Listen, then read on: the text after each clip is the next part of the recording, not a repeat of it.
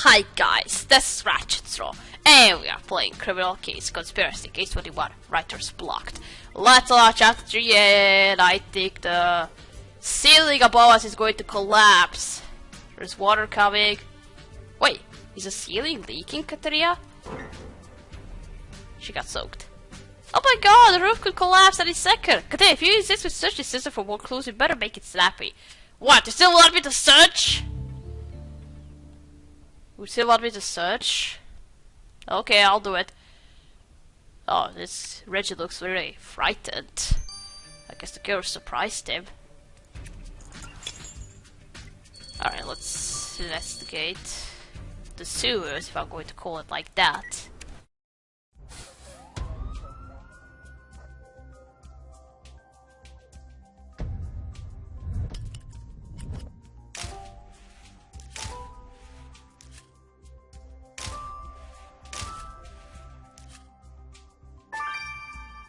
What about me? And that's a copy of Sarah's return, a draft. It says, what about me? Well, did he put somebody in the book? Some real person he knows? Voice recorder? Well, I think you sure needed it. Yeah, I hope this recording devices were hanging around while this place falls apart. Let's crack the password at the station. Look at me, an advanced manuscript of Sarah's return. But somebody scroll, what about me, across it. Someone that pretty good might tell us who, so let's return to the office and... What are you two doing here? We gotta get out of this place. Come with me, Lieutenant. Yeah, there's a passage Reggie ought to show me. Finally, something that thoughtless jerk said is actually useful. Jerk? Thoughtless jerk? You have to explain that to us, Miss Crosby. Or you better do that tough side. Okay, you just called him a jerk. Why did you have against him? Alright, let's unlock the voice recorder first.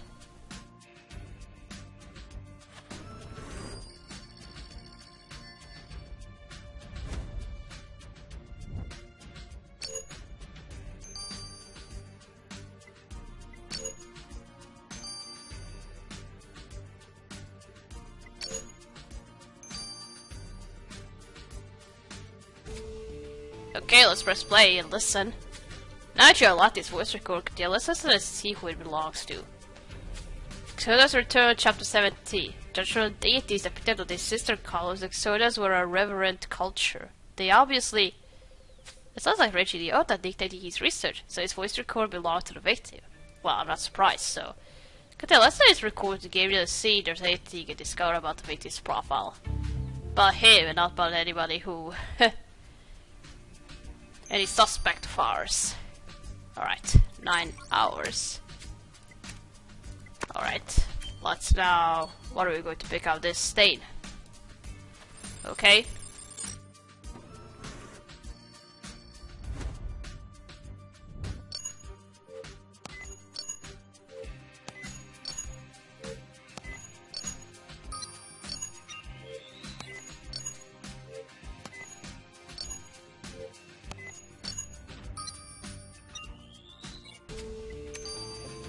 It's a chewing gum.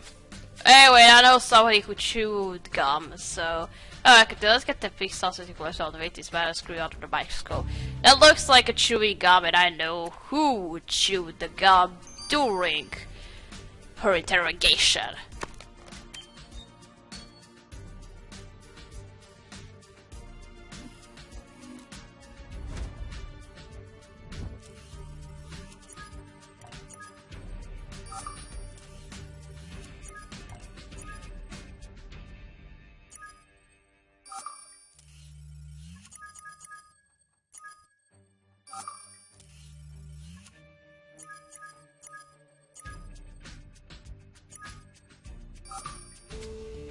Yep, chewing gum. I don't think she was even supposed to chew gum during the interrogation, she just get talk. I think it's supposed to be just like in school when you're not supposed to chew gum during the class. The big goo is chewing gum, Kateria. Who spit that out of the victim's manuscript?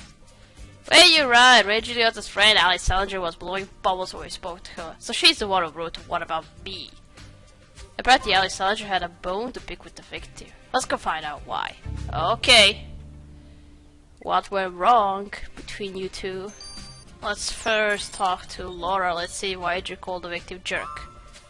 Now, Miss Crosby, what's this all about calling Reggie Liotta a thoughtless jerk? Well, I hate speaking ill of the devil, that's exactly what he was. That guy was just getting in my way and ruining my business. How was it often like Mr. Liotta ruining your tour guide business? Liotta would go on and on about soda so much so that people stopped coming on my tours. I started losing income and I need to make a living too. What good is there crawling around in the ruins if nobody's paying? As far as I'm concerned, Reggie Liotta was a regular klepto, and I won't tell you what that means, exerted. A jerk? Well, Miss Crosby, I hope you didn't resort to extreme measures to get Mr. Liotta out of your hair. Oh, so this is about businesses. But she only speaks exerted, so you're out. And what about Allie? Miss Salinger, would you explain this message you scribbled on the victim's manuscript? You don't sound too impressed. What? How did you find that? Well, there's no sense lying about it now. The truth is, Reggie's newfound fame was going to his head. He gave me an advanced copy of his book, and when I looked at the people he thanked in the dedications, I wasn't one of them. Oh, so that's what you meant when you wrote one about me. If it wasn't for me, Reggie wouldn't have been able to write that book in the first place. He floundered for years, struggling to get things together. I was always there for him. His constant rocked through thick and thin.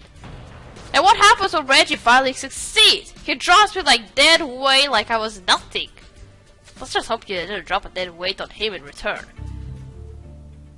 Well, this is just about... Well, let me check them out. Who's going to be...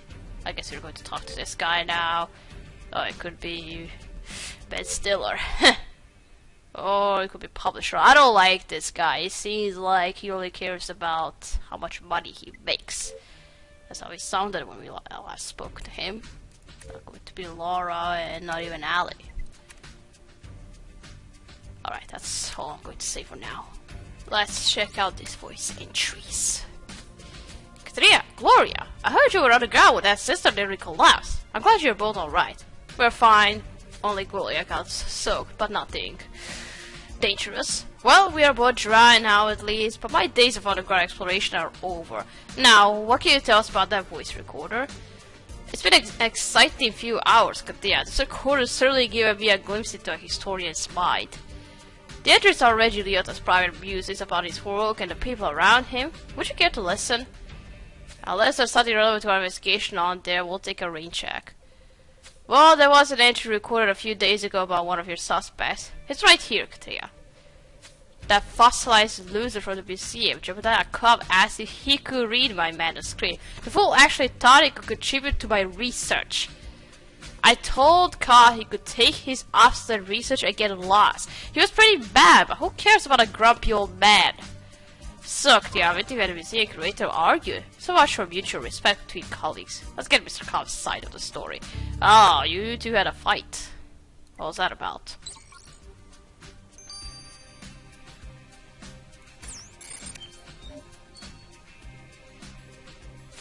Out, Katia. Did you know the external word for danger also means adventure? They're a magnificent society.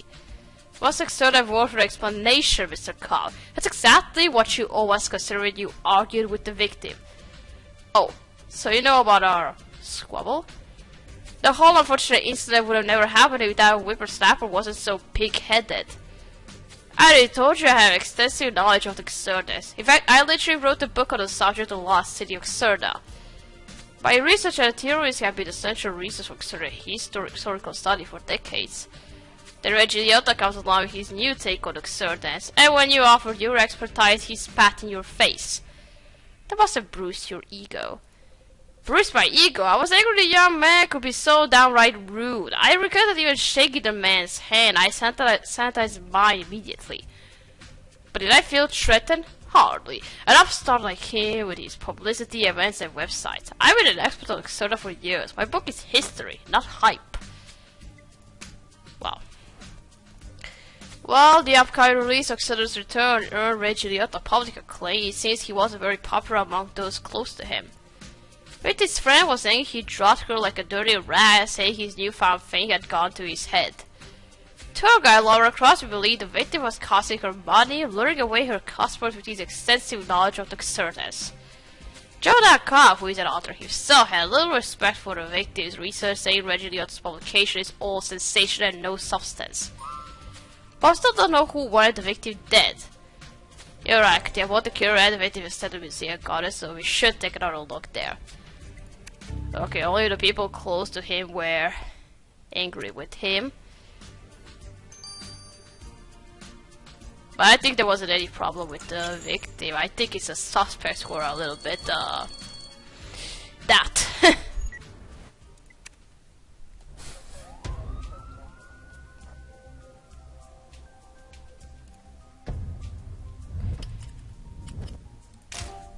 Ripped out page. Oh.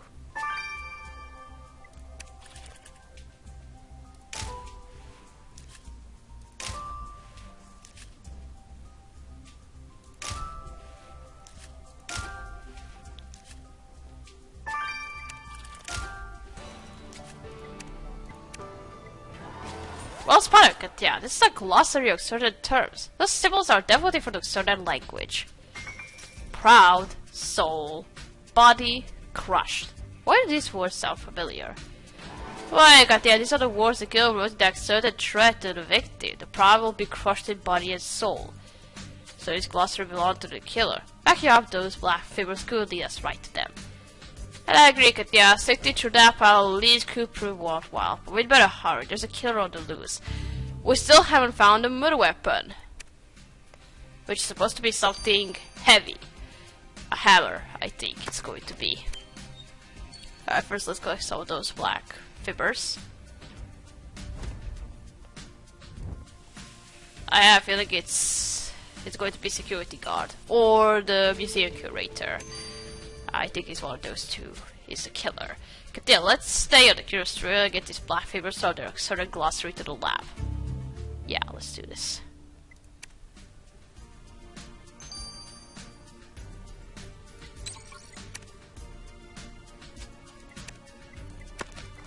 Alright, now let's search this pile of leaves.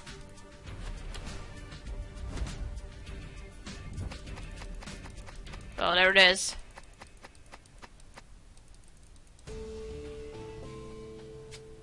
Stone club. Well, something heavy it's supposed to be. I was expecting a hammer of some sort to come.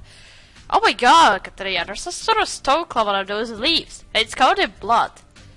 But he said the murder weapon could be a heavy blunt object. This certainly fits the bill. Let's have Rita examine the stone club and see what she can tell us about it. Okay. Let's first check out the black fibers.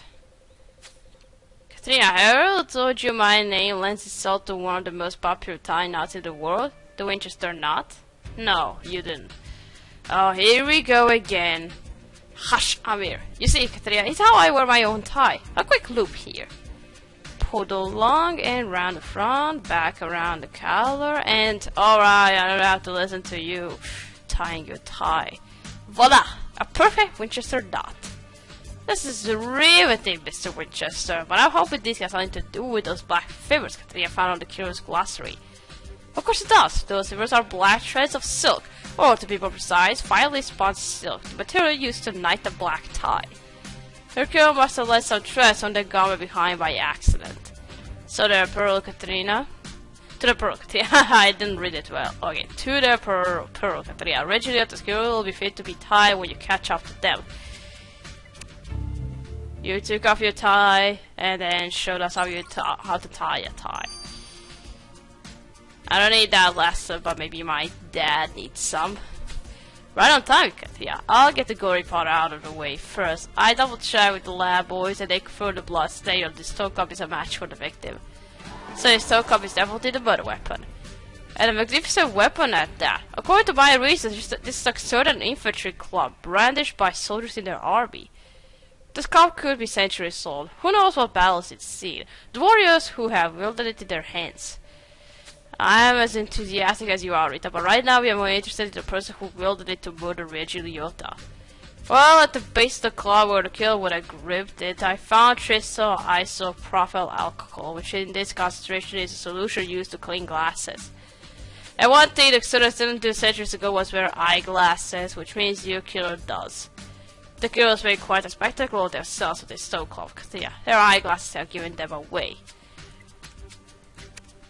But Exodus were more advanced civilizations, so it's a question, did they invent glasses or not? Well, Reggiotta's killers eluded us long enough, Katria. Grab the handcuffs, we are making an arrest. I have them right here, always with me. Plus the gun. What every cop needs.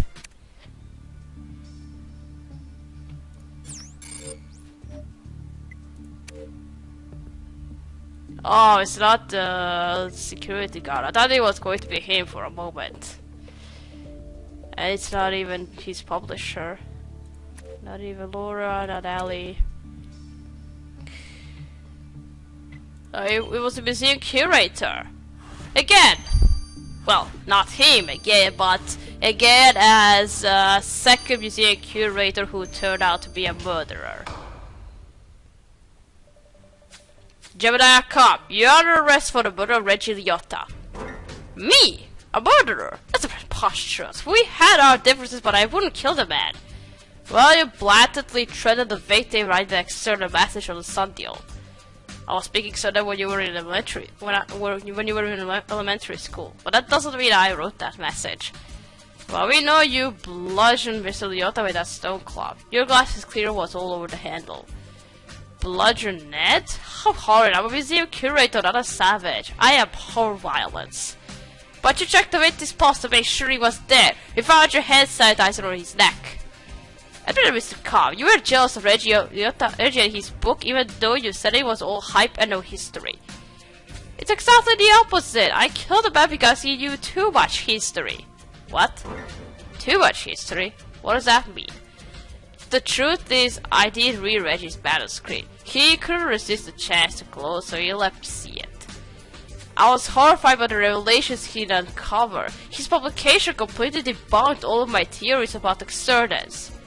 You see, my book purposed Exodus were a patriarchal society. It was a basis for all my research on the subject.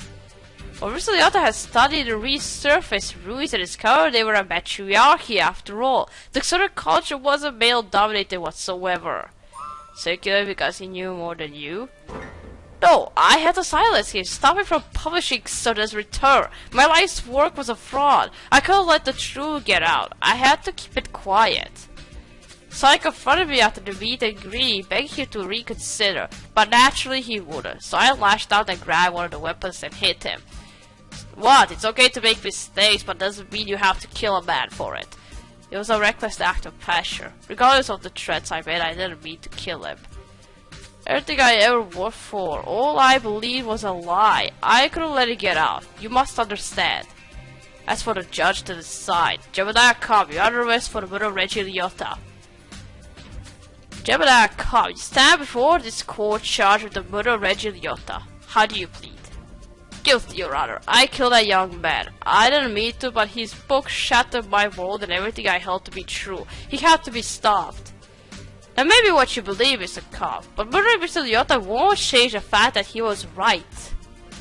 And ultimately, your reckless act of violence was futile because the truth cannot be silenced. Mr. Liotta's book will be published. Gemini Cobb, I hereby sentence you to 10 years in prison for the murder of Reggie Liotta. 10 years! I'll probably die in prison. A defender of truth. A historian. Guilty of murder. What have I done? Well, you shouldn't have killed, dude.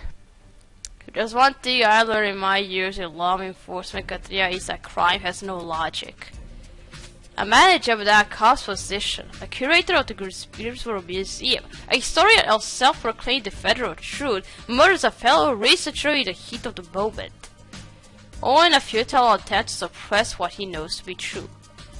But despite Reggie Liotta's murder, Exodus Return will be published. The truth about the matriarchy of Exodus will see the light of day. Yeah, sorry to interrupt, but while we are on the subject of the Exodus, something important has come up, and I need your help. Alright, I'm coming with you, dude. Gotta investigate the Exodus again, and probably we'll go back to our case with the higher truth. Alright, we're gonna start here. We're gonna continue playing in the moment of truth number 3. So, thank you for watching. Look, do you like this video? I'll see you again. Goodbye!